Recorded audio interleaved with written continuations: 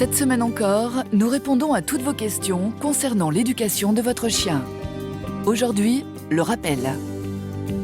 Le rappel est très important pour la sécurité de votre compagnon, car si vous le lâchez, vous devez pouvoir le rappeler à tout moment. Alors, comment faire ? Quand on se promène, la plupart des gens se promènent avec leur chien, ils regardent leur chien, ils appellent leur chien et les chiens ne les regardent jamais. Ils les écoutent quand ils ont le temps. Pour qu'un rappel fonctionne, il y a une obligation, c'est que le chien regarde son maître, cherche son maître, s'habitue en fait à être dans un cercle restreint sur son maître et cherche où il est. Si jamais ce phénomène n'existe pas, il n'y a pas de rappel. Et s'il n'existe pas, il faut le créer.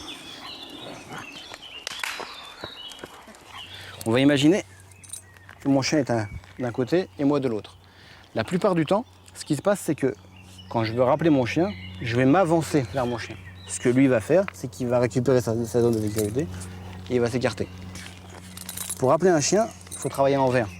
Moi, je vais m'écarter. Et comme la distance entre nous va s'allonger, ce qu'il va faire, c'est qu'il va venir resserrer sur moi. Et à partir du moment où il est rentré dans son champ de sécurité, c'est-à-dire qu'il est à moins de 7 mètres de moi, j'ai beaucoup plus de chances de pouvoir le rattraper. Appelez-le, appelez-le. Commence. Commence. Viens là. On tente Commence. d'appeler comme on ferait naturellement. Commence. Viens ici. Commence. Le problème de votre rappel, c'est que vous êtes collé à lui, donc il n'a pas peur de vous perdre. Et la base d'un rappel, pour qu'un chien comprenne, pour qu'un chien revienne, il faut qu'il ait peur de vous perdre. Il n'y a que comme ça que ça marche. Donc ce qu'on va faire, c'est que vous allez partir à l'opposé de votre chien, Oui. sans l'appeler. D'accord. Au moment où il vous rattrape, vous repartez à l'opposé. Vous allez voir que naturellement, il va vous suivre. D'accord. Je vais vous montrer. On le voit bien, en feignant d'ignorer son chien, notre éducateur pousse ce dernier à le suivre naturellement.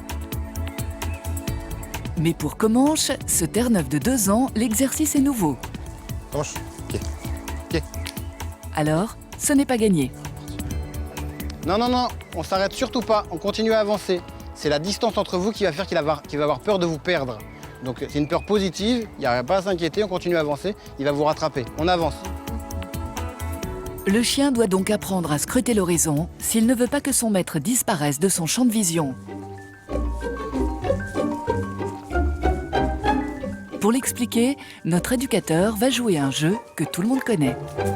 Pour illustrer le propos, ce qu'on va faire, c'est qu'on va provoquer un petit cache-cache. Oui, d'accord. Ce que je vous montre, allez vous planquer tout bêtement. Hein. Moi, je retourne Comanche. Dès que vous êtes sorti du champ, hop, je le lâche. Ok. Ça marche? C'est parti. C'est parti.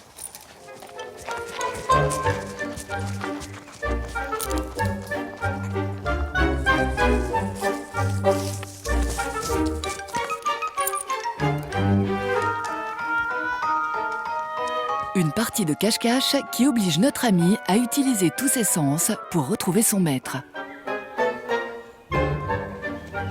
Immédiatement, Comanche est sur sa piste. Les premières fois, c'est sûr qu'on s'est dit, bon, ça va jamais marcher. Et puis, en retravaillant sur plusieurs séances, dans plusieurs environnements, donc on est devenu beaucoup plus confiant après plusieurs séances. Donc maintenant, c'est quelque chose qui fonctionne pas mal, quoi.